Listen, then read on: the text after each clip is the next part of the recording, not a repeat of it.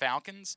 Ed Block Courage Award winner from this year. He is our buddy, Mr. Brandon Copeland, and he's back with us now here on GCR. Brandon, it's Glenn. It's great to chat with you, man. Thank you so much for taking a couple of minutes for us. Of course, it's always a pleasure, always an honor to be on, and I appreciate you highlighting me, and also the intro, man. You make me feel special. Oh, dude, you and I have talked so many times. You've always come in studio with us and hung out over the years. What you've done, man, to continue to this point in your career, it's overwhelming, bro. Like I'm so impressed by you that I almost wonder why it is that you talk to me because you should be on another plane at this point. It's so incredible.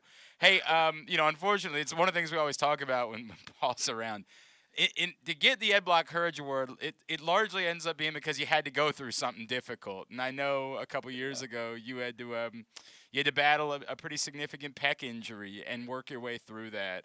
What does it mean to you for your teammates to recognize that and the work that you put in order to get back out there and make an impact?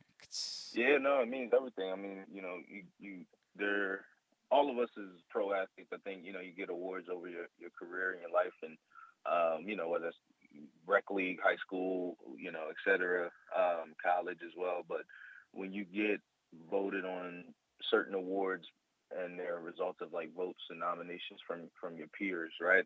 Those, I'd say those kind of mean the most because they it's the people that you bleed, sweat, cry with. It's the people you're going through training camp with. It's the people who are literally, they're you, and they're trying to create their own journeys, and they're trying to win their own awards, right, and get their own accolades. But they see something in you that I mean, ultimately inspires them or that they appreciate. And I think that that's what, is meaningful to me as an athlete, meaningful to me as a player. Like I always did stuff for my family's approval and my teammates' approval, right? When you try to make a play, you get amped up seeing your teammates cheer for you. So I think that definitely means a lot. And it means, you're on the right path and you're doing something right. So keep it up.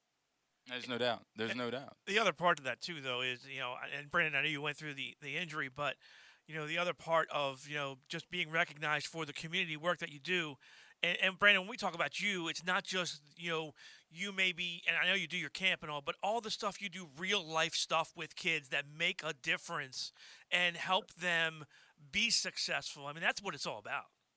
Yeah, yeah. No, I mean you hit the nail right on the head. I think that a lot of us grow up and we dream of being in the NFL or the NBA or any of these pro sports, right? And for me, I grew up dreaming of that.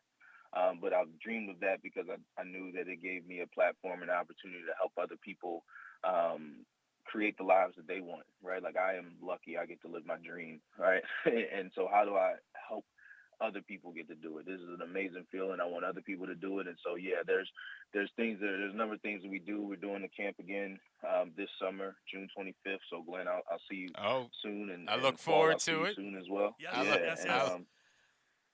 and we just are excited to try to amplify other things that again, we realize. I realize that I think that Paul, what you were getting at is like I realized that when we did the camp the first couple of years, it was awesome. Like the feedback from the community was amazing. It's continuing to grow. We give out a lot of stuff to people, but I realized it's one day out of 365 days. And so, what are the things that I can do throughout the year, those other 364 days that help these kids, these young people continue to stay around positivity, continue to build themselves up so they can have a chance. And I know that I'm nothing without exposure. And so if we can simply expose people to education, financial education, if we can expose them to great schools, mentors, people, career opportunities, then that gives them a chance. But if you never know about some of these things, which I, you never give someone a chance if they never know that they can be a doctor, or a lawyer, or that these professions even exist, and they see someone like themselves living it. So yeah. So we've been working hard, and we've been fortunate to be able to collaborate. I think that's another thing that I've been really advocating is like collaboration with other players, other people. I think that as an athlete, you're super competitive and you want to beat out that person next to you, but we don't have to do that if it's not Sunday, right? Like we can work together, help build our own communities, and help change people's lives. And it's also easier on our ends if we do it together. So that's why I'm excited about Ed Block Courage Award and what the my peers are doing in the community as well as what they do on the field. He is Brandon Copeland. Find out more about the Ed Block Courage Awards right now by going to edblock.org. You can still be a part of the festivities this weekend. Brandon Copeland is with us here on GCR, Gilman alum, Baltimore native. Dude, let's go back, right? And I remember talking to you at a training camp back in 2013. If I had told you that it was going to be 2022 and you were still going to be grinding, and we don't know yet where it's going to be next for you, but if I had told you we're going to be a decade into this thing and you would have beaten those odds and overcome significantly to that point as an undrafted free agent, what would you have told me all the way back when we were hanging out in Owings Mills in 2013? Oh man, that's some good times right there. Yeah, no, I think I would have thought you were a little crazy. The wild thing is I believed in myself, right? Like I Mm-hmm. believed that I could do it, right? I just have been yearning for the opportunity and the shot. So I would love to sit here and say like, oh yeah, I would have told you, yeah, I would have been here 10 Right, of years from now. course. Yeah. But to be honest with you, after being fired the first four times, it was like, whoa, this is a little rocky, right?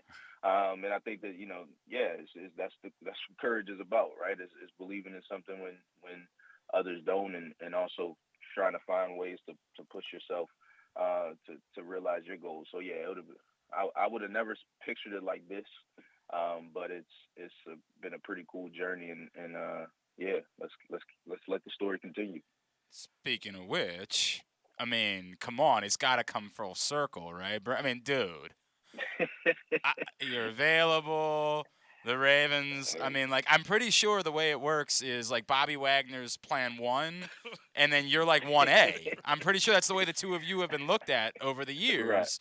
Is like right, there's Wagner, then there's Copeland. Like yeah, if you can't get the filet mignon, you can still get the wonderful tomahawk steak. Like you right. can still go that route.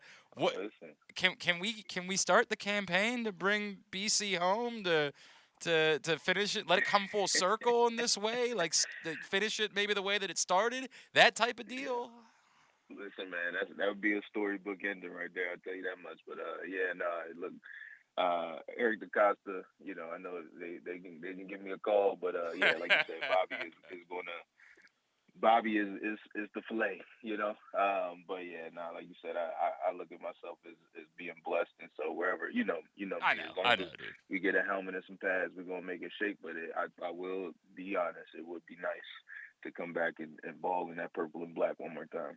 Hey, Brandon, you've been a guy that's been around a few places. Is it true? I mean, are there better fits for players on certain teams than and schemes and systems than others? 100%.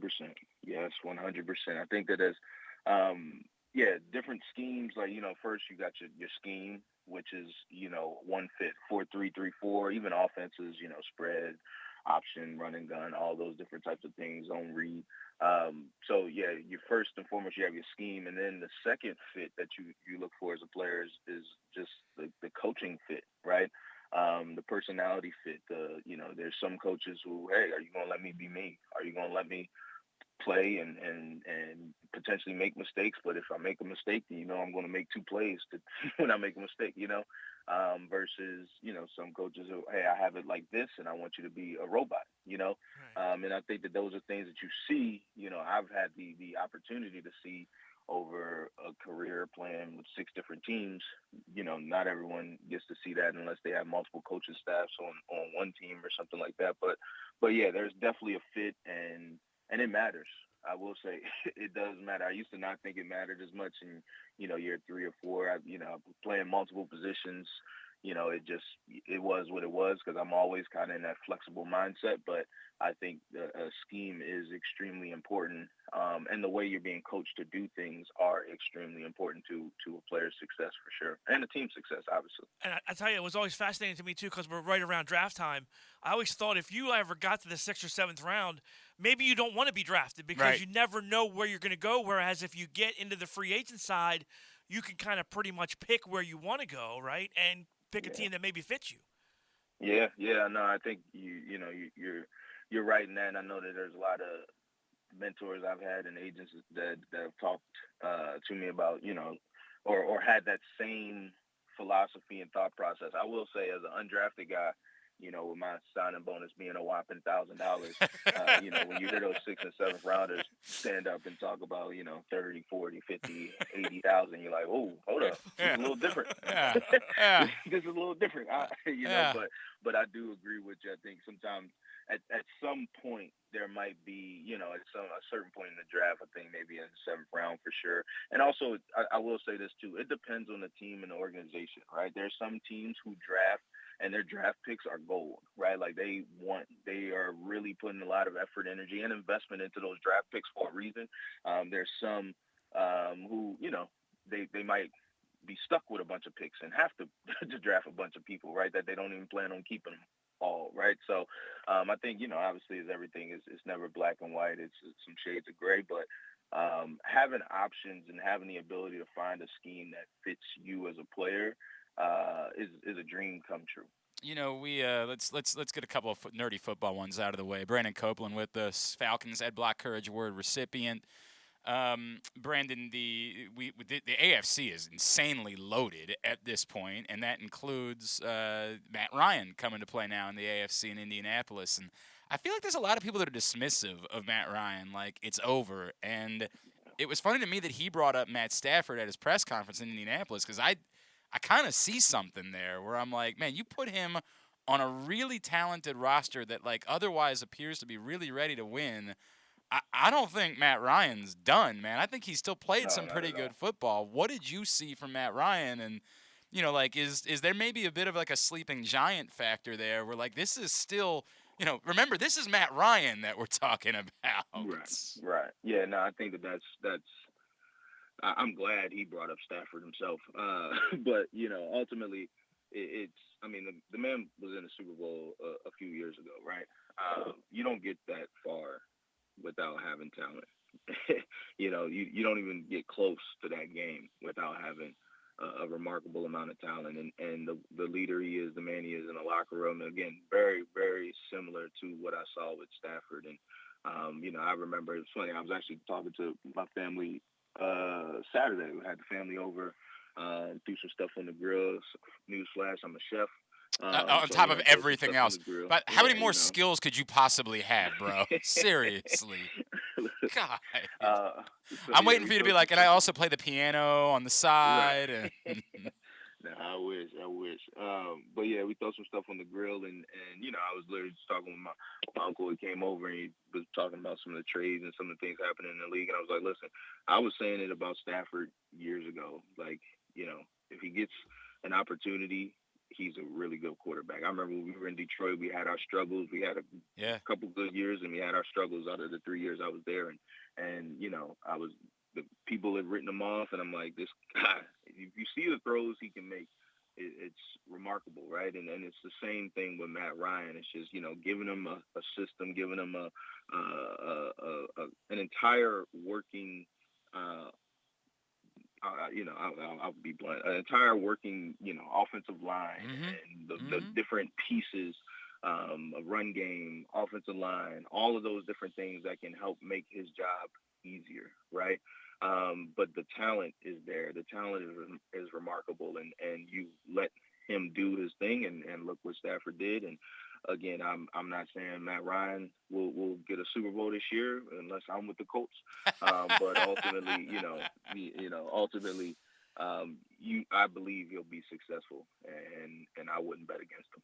I hear you. I hear you, man. I think I look. And by the way, the conference. Do you find yourself sort of saying like, I'd like to go to the Colts, but I also might not mind just being in the NFC and being away from all them dudes that have Yeah, jumped over to a the lot. AFC? Yeah, a lot of talent, but hey, you gotta. That's the NFL at this point. You know, obviously the AFC has the names and stuff like that, but like you know the NFC got those heavy hitters too. The league is built on parity. That's how you can have the Bengals go from what 4-12 to Yep. Super Bowl contenders. You know, Yep. so as you know, so it's a challenge every single Sunday. Brandon Copeland, man, dude, I remain in awe of you, my friend. I remain in awe of everything you're doing. What can we plug for you as far as, I don't think average schmucks like me can just go show up at Penn and take a financial literacy course. I think they say like, nah, dude, you're not allowed on campus. We can smell you. But what can we plug for you and everything that you do have going on, including the camp, obviously coming up again this year? Yeah, no, I appreciate it. I mean, obviously, one, congrats again to all of my peers. Being honored this weekend with the Ed Block Courage Award is amazing, an amazing honor. So I'm happy for them. Definitely unfortunate that I can't make it in person myself, but yeah, no, the class and everything is going well. We've actually, I'm not sure if I told you this, but we launched it now. High school students are taking it. So we are literally got high school students taking Wow. financial literacy for credit, got That's cryptocurrency for credit. We got all these things. So again, you know, you can find me at brandoncopeland.com and we can plug anybody in with resources so that they can maximize their lives. at bcope51 on Twitter as well is where you follow him. Brandon, let's man, what a story it would be if somehow this shakes some trees a little bit. You end up here in Baltimore. My God, it would be the coolest thing that could have ever happened. But wherever it is, we're going to be rooting for you, my friend, and Yes, sir. continually proud and happy for everything that you've accomplished. Thank you as always taking the time for us, dude. We'll see you in a few weeks as we get ready for the camp. All Sounds right. good. Sounds good. Y'all take care. God bless.